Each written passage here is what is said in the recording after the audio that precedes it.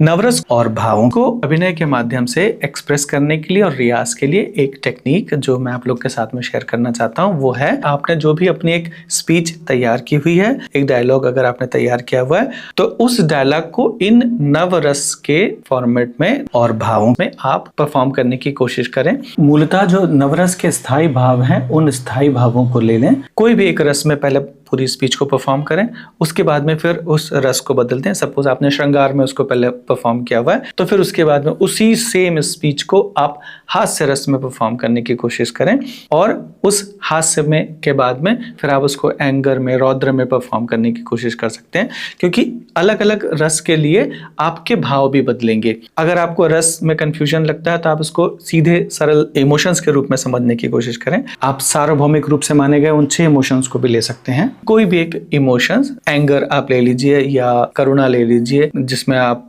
दुखी हैं, तो इसी सेम स्पीच को आप अलग अलग रूप में, कभी आप रोते हुए या दुख में आप पूरी स्पीच को बोल दें, कभी आप उसको हास्य में यानी खुश होकर के पूरी स्पीच को आप बोल दें, तो आपको समझ में आएगा कि अलग अलग आप किस तरीके से सेम डायलॉग, सेम चीज को किस अलग इमोशन में एक्सप्रेस कर रहे हैं। तो ये आपका एक इमोशंस का, भावों का एक रियाज अच्छा हो सकता है। ऑटोमेटिकली करते करते हमको कई सारी लेयरिंग पता चलेगी।